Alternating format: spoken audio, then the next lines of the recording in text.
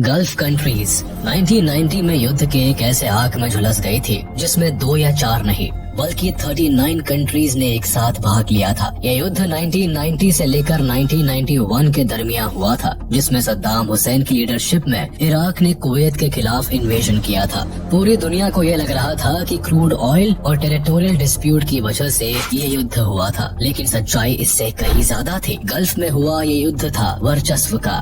Gulf war 21वीं सदी का पहला युद्ध था जिसमें हाई टेक वेपन्स और मशीन्स का इस्तेमाल किया गया। ऐसा पहली बार हुआ था जब सारे इंटरनेशनल न्यूज चैनल्स एक वॉर को ब्रॉडकास्ट कर रहे थे। 90s में हुए इस युद्ध को जब जनता घर बैठे अपनी टीवी पर देख रही थी तो उन्हें ऐसा लग रहा था मानो वो किसी एडवांस वीडियो गेम को देख रहे हैं। इसीलिए इस युद्ध को वीडियो गेम वॉर भी कहा जाता है।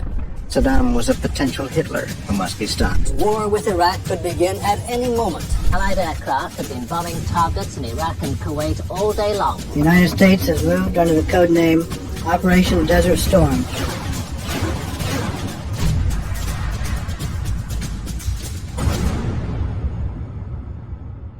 हम अगर पास्ट में देखें तो पता चलता है कि एक समय में कुवैत और सऊदी अरेबिया से इराक के काफी अच्छे रिलेशंस थे, लेकिन ऐसा क्या हुआ कि सद्दाम हुसैन ने इन दोनों पर इन्वेजन करने की कोशिश की। 1979 में ईरान में इस्लामिक रेवोल्यूशन हुआ जिसमें मोहम्मद रेजा पहलवी को तख्त से हटाकर रेवोल्यूशनरी क्लेरिक रूहुल्लाह खोमेनी खुद ईरान के लीडर बन गए। ईरान में चल रहे इस इस्लामिक रेवोल्यूशन की वजह से कई पर्शियन गल्फ कंट्रीज ईरान की दुश्मन बन गई। दरअसल इस्लामिक रेवोल्यूशन के बाद ईरान के लीडर रूहुल्लाह खोमेनी बाकी मुस्लिम देशों से भी इस्लामिक रेवोल्यूशन के लिए अपील करने लगे, जिसे कई सारी पर्शियन गल्फ कंट्रीज के लीडर्स ने एक थ्रेट के तौर पर देखा। ईरान में शिया कम्युनिटी भारी आबादी में थी और वही सऊदी अरेबिया, कुवैत और इराक जैसे कई देशों में सुन्नी कम्युनिटी के लोग ज्यादा थे। बट इस रेवोल्यूशन के कारण इन कंट्रीज में कम आबादी वाले शिया कम्युनिटीज पर असर पड़ने का खतरा बढ़ गया था और ऐसा हुआ भी। इराक में शिया के कुछ बड़े लीडर्स थे जो इस रेवोल्यूशन को शुरू करना चाहते थे। ऐसे में अगर इराक की जनता रिवोल्ट कर देती तो सद्दाम हुसैन की गद्दी खतरे में आ जाती और इसीलिए इराकी सरकार ने इन शिया लीडर्स को मरवा दिया, जिस वजह से ईरान और इराक के बीच वॉर की संभावना ज्यादा बढ़ गई। तब कई पर्शियन गल्फ कंट्रीज जिसमें मेनली सऊदी अरेबिया और कुवैत थे, उन्होंने इराक को ईरान पर वॉर डिक्लेयर करने के लिए उकसाया।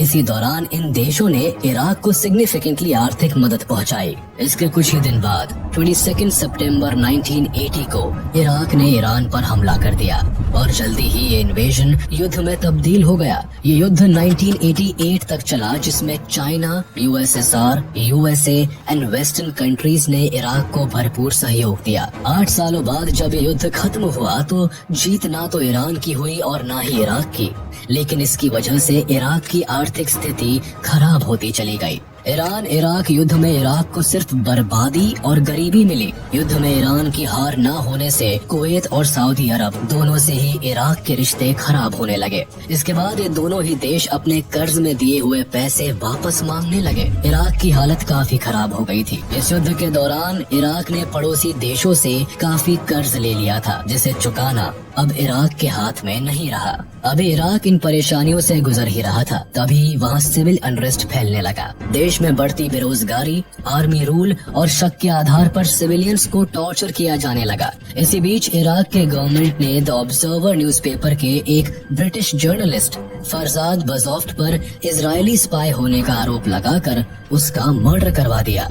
इसके बाद इराक ने इजराइल को हड़पे हुए इराकी टेरिटरीज के लिए दबाव बनाने लगा। इन्हीं दिनों सद्दाम हुसैन ने इजराइल को ये धमकी भी दी कि अगर उसने इराकी टेरिटरीज को फ्री नहीं किया तो वो इजराइल पर केमिकल वेपन्स के साथ अटैक करेगा। इस बात से यूएसए को काफी धक्का लगा और यूएसए ने भी अपना हाथ इराक के सर से उठा लिया। युद्ध में हुई भारी तबाही के बाद इराक की कमर टूट गई थी। वहाँ की बढ़ती बेरोजगारी, पैसों की कमी और युद्ध की भयानक तबाही के बाद इराक के खजाने में कुछ भी बाकी नहीं रहा। इस वॉर को फंड करने के लिए इराक ने कई देशों से टोटल $60 बिलियन का डेट लिया था, जिसमें ये $16 बिलियन कुवैत का और $26 बिलियन सऊदी अरेबिया का था। ऐसे में इराक ने सऊदी एंड कुवैत पड़ोसी देशों को लिखकर कर्ज माफी मांगी लेकिन किसी भी देश ने इस बात पर ध्यान नहीं दिया। लगभग सारे देशों ने ही अपने पैसों के लिए इराक पर प्रेशर बनाना शुरू कर दिया। इसे लौटाने के लिए उस समय इराक के ऑयल मिनिस्टर इसाम अल चलाबी ने ओपेक कंट्री से ऑयल प्रोडक्शन कम करने की रिक्वेस्ट की थी और खुद ऑयल प्रोडक्शन धीमा कर दिया था, जिससे कि इंटरनेशनल मार्केट में क्रूड ऑयल की अच्छी कीमत मिल सके और कुछ ही वक्त में इराक अपने सारे कर्ज चुका सके। लेकिन यहाँ पर कुवैत ने इराक को परेशान करना शुरू किया। कुवैत अपने ऑयल रिजर्वोयर से ज्यादा क्रूड ऑयल प्रोड्यूस करने लगा, जिससे कि इंटरनेशनल मार्केट में कच्चे तेल की कीमत गिरने लगी। एक तरफ तो इराक ऑलरेडी आर्थिक तंगी झेल रहा था, वहीं दूसरी ओर तेल की गिरती कीमतों ने इराक को और परेशान कर दिया। ऐसे में सद्दाम हुसैन ने आप देखा ना ताब और अपनी इराकी आर्मी को कुवैत पर अटैक करने के लिए मोबिलाइज कर दिया।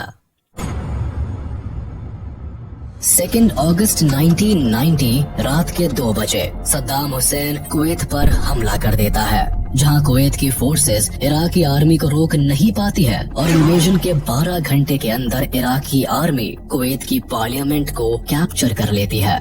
अचानक से हुए इस हमले को जब तक कुवैत या कोई दूसरी कंट्री समझ पाती, तब तक इराक फोर्सेस ने पूरे देश पर कब्जा कर लिया। इस अटैक के दौरान इराकी आर्मी ने कुवैत के बैंक से करीबन $1 बिलियन भी लूट लिए। इराक इस बात को अच्छे से जानता था कि कुवैत फोर्सेस इस वॉर का सामना बिल्कुल नहीं कर सकती थी। इतना ही नहीं, अचानक से हुए हमले से कुवैत के किंग जबर अल अहमद अल जबर अल शबा वहां से भागकर सऊदी अरेबिया में छुप गए और अपने लोगों को, यहाँ तक कि अपने भाई को भी वहां मरने के लिए छोड़ दिया। और ऐसा हुआ भी। उनके भाई शेख फहद अल अहमद अल जबर अल शबा को दसमान पैलेस के आगे लटका दिया गया, जिससे कुवैत के सारे नागरिक को ये समझ में आ जाए कि अब कुवैत इराक के कब्जे में था। इसके बाद कई लोग देश छोड़कर भाग गए और जो पीछे रह गए या तो उन्हें जेल में डाल दिया गया या फिर मार दिया गया। अब इराक के गवर्नर की गद्दी पर सद्दाम हुसैन अपने चचेरे भाई अली हसन अल मजीद को बैठा देते हैं। US president George Bush, UK prime minister Margaret Thatcher और कई ऐसे देश थे जो इराक की इस इन्वेजन को पसंद नहीं कर रहे थे। कुछ समय बाद 2 अगस्त 1990 को यूनाइटेड नेशन सिक्योरिटी काउंसिल ने रेजोल्यूशन 660 पास किया, जिसके हिसाब से सद्दाम हुसैन को ये अटैक्स बंद करने थे। पर इराक ने ऐसा नहीं किया क्योंकि कुवैत में दुनिया के 10% से ज्यादा ऑयल रिजर्व्स मौजूद थे, जिसे वो अपने कंट्रोल में रखना चाहता था। इतना ही नहीं, उसका अगला टारगेट बहुत जल्द सऊदी अरेबिया होने वाला था। अगर इराक सऊदी अरेबिया पर हमला करके उसे कैप्चर कर लेता तो सद्दाम हुसैन वर्ल्ड के 1/5 से ज्यादा ऑयल रिजर्व्स का मालिक होता और इस बात को यूएस एंड यूके पहले से ही समझ चुके थे, जिसके लिए एक सीक्रेट ऑपरेशन शुरू हुआ। कुवैत पर अटैक के 4 दिन बाद ही यूएस की एक टीम सऊदी के किंग फहद से मिलती है और उन्हें समझाने की कोशिश करती है कि अगर इराक ने उन पर हमला किया तो अरेबियन आर्मी उसे हरा नहीं पाएगी। वैसे इस इन्वेजन से सऊदी अरेबिया खुद बेहद परेशान था, क्योंकि सद्दाम हुसैन ने कई अरेबियन ऑयल रिजर्व्स को भी अपने कब्जे में कर रखा था।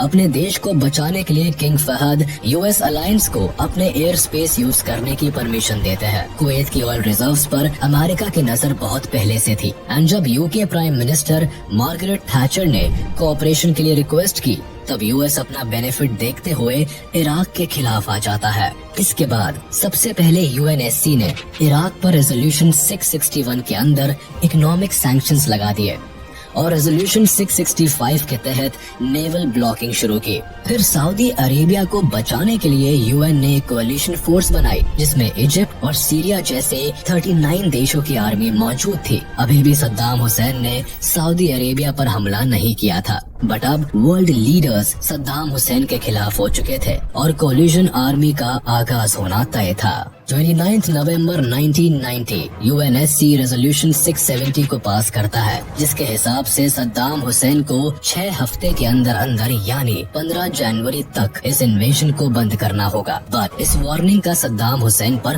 कोई असर नहीं पड़ता है। उसे ऐसा लग रहा था कि इराकी आर्मी के आगे कोलिशन फोर्सेस टिक नहीं पाएंगी और अगर ऐसे में अमेरिकन सोल्जर्स की जान जाती है तो यूएस की जनता वियतनाम वॉर की तरह ही अपनी सरकार के अगेंस्ट में रिवॉल्ट कर देगी। वहीं दूसरी ओर कोalition फोर्सेस ये बात अच्छी तरह से जानती थी कि इराक के लिए मास डिस्ट्रक्शन का वेपन यूज करना कोई बड़ी बात नहीं थी, क्योंकि कुछ साल पहले ही इराक ने केमिकल वेपन्स का इस्तेमाल कर्डिश मिलिट्री पर किया था और इसी बात को ध्यान में रखते हुए कोalition फोर्सेस के कई सोल्जर्स को इससे बचने की ट्रेनिंग दी जा रही थी। सद्दाम हुसैन को मिली डेडलाइन के खत्म होने से एक हफ्ते पहले ही सऊदी अरेबिया में 7 लाख से ज्यादा कोalition फोर्सेस के सोल्जर्स जमा हो जाते हैं।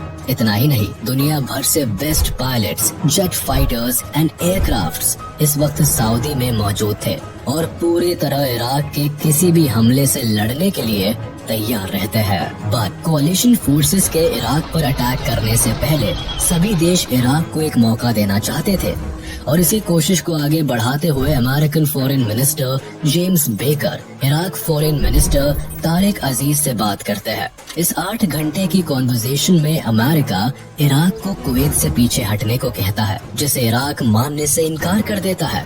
उसके बाद लड़ाई पर बात आते ही यूएस की वार्निंग इराक को जाती है कि अगर इराक ने वॉर के दौरान कोalition फोर्सेस पर केमिकल वेपन से हमला किया तो अमेरिका उसका जवाब न्यूक्लियर वेपन से देगा।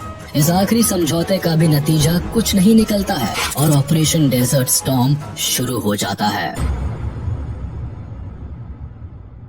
15 जनवरी 1991 को UNSC से मिली डेडलाइन एक्सपायर हो जाती है, जिसके 2 दिन बाद 17 जनवरी को कोalition फोर्सेस के एयरक्राफ्ट्स इराक और कुवैत के एरिया में एंटर करते ही बॉम्ब्स गिराना शुरू कर देते हैं। इतने भारी बमबारी का सामना करना इराकी फोर्सेस के लिए बेहद मुश्किल हो जाता है। फिर कोalition फोर्सेस इराक के कैपिटल बगदाद को सबसे पहले निशाना बनाती है और यहाँ लगातार अटैक्स किए जाते हैं। इसके बाद इराक के रेडार्स और कम्युनिकेशन नेटवर्क्स को डिस्ट्रॉय किया जाता है और फिर मिलिट्री स्टेशंस और पावर स्टेशंस को तबाह किए जाते हैं। ऐसा करने के पीछे कोalition फोर्सेस का एम था कि सद्दाम हुसैन की मिलिट्री को पैरालाइज कर दिया जाए, क्योंकि यही एक तरीका था जिससे इराकी आर्मी को हराया जा सकता था। सद्दाम हुसैन को पहले ही इस बात की भनक लग गई थी और इसीलिए उसने स्कड मिसाइल्स को इजराइल पर लॉन्च कर दिया। दरअसल इजराइल और अमेरिका के काफी अच्छे रिश्ते थे और लगभग पूरी गल्फ कंट्रीज से इजराइल की दुश्मनी रही है।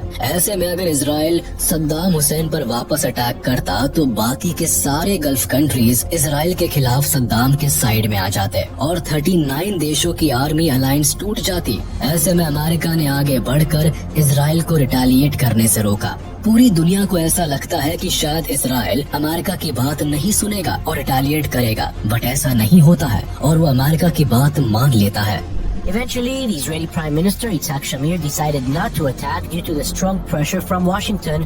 सद्दाम के स्कड मिसाइल्स को रोकने के लिए अमेरिका इजराइल को ढेर सारे पेट्रियट मिसाइल्स दे देता है, जिससे कि इजराइल के ऊपर आ रहे स्कड मिसाइल्स बेअसर हो जाते हैं। इसके बाद कोalition फोर्सेस ने इराक के कई ट्रूप्स को मार गिराया, जिसके बाद सद्दाम हुसैन ने एक नया प्लान बनाया और बैटल ऑफ खाफजी शुरू हुई, जिसमें इराक सऊदी अरेबिया पर अटैक करने के लिए आगे बढ़ता है। यहाँ पर कोalition फोर्सेस को थोड़ी परेशानियों का सामना करना पड़ता है, क्योंकि इतने हाई टेम्परेचर में लड़ना इनमें से कई ट्रूप्स के लिए काफी मुश्किल था। पर एयरफोर्स और कोalition फोर्सेस की पॉपुलेशन ज्यादा होने के कारण इराक की आर्मी को हार का सामना करना पड़ा। वहीं दूसरी तरफ कोalition फोर्सेस अभी भी लगातार बगदाद पर अटैक्स किए जा रही थी, जिसके कारण सद्दाम हुसैन ने कुवैत के करीबन 600 ऑयल वेल्स में आग लगाकर उन्हें बम से उड़ा दिया।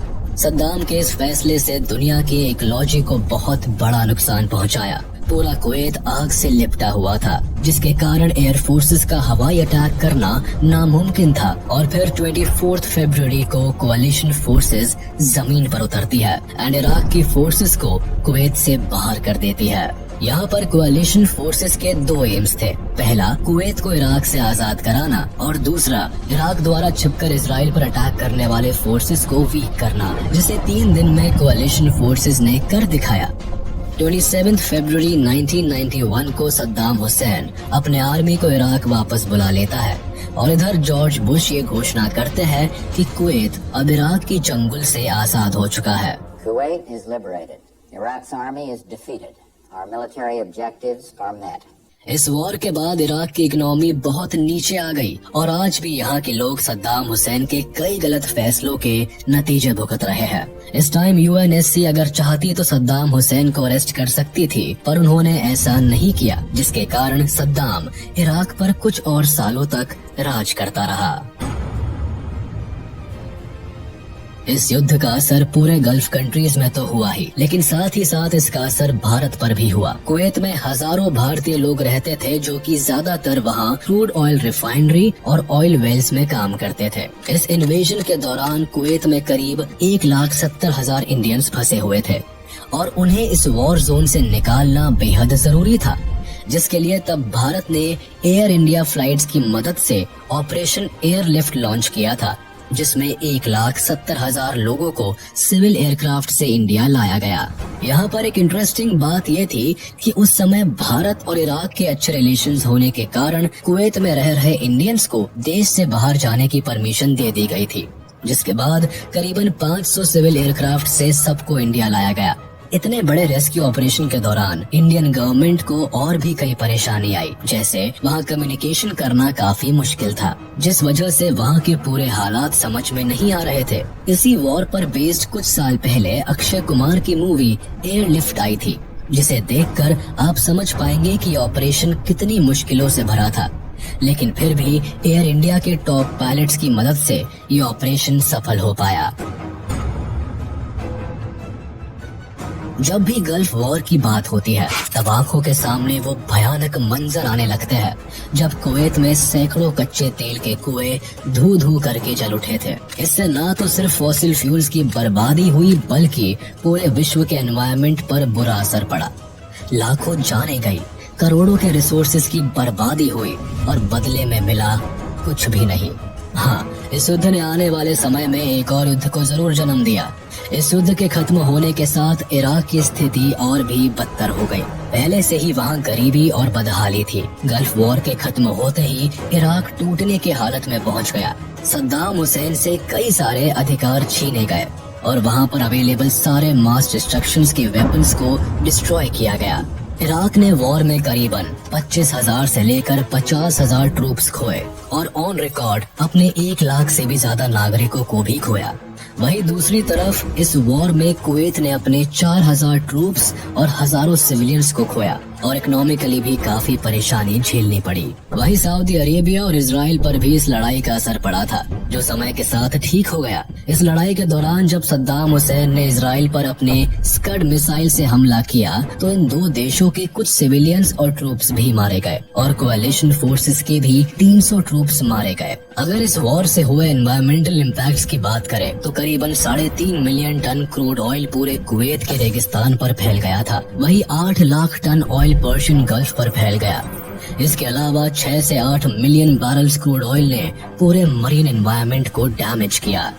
कुवैत में जल रहे ऑयल वेल्स से 1000 किलोमीटर तक के एरिया का टेम्परेचर अचानक से बढ़ गया था, जिसका एक्चुअल इम्पैक्ट कुछ समय बाद टर्की में हुआ, जहां मार्च 1991 में ब्लैक एसिडिक रेन हुई, जिसकी वजह से इस देश के एग्रीकल्चर सेक्टर को काफी नुकसान पहुंचा। कुवैत के 800 से ज्यादा ऑयल वेल्स महीनों तक चलते रहे, जिससे nitrogen oxide, radium, hydrogen carbons और हाइड्रोजन सल्फाइड गैस काफी भारी मात्रा में प्रोड्यूस हुए। इस वजह से सिर्फ कुवैत ही नहीं बल्कि आसपास के कई कंट्रीज में लोगों के हेल्थ पर बेहद खराब असर पड़ा। इराक के साइड से वॉर में यूज किए गए केमिकल वेपन्स ने लोगों में भूलने की बीमारी, बोन्स में विटामिन डी की कमी और डिप्रेशन जैसी बीमारी को कॉमन कर दिया।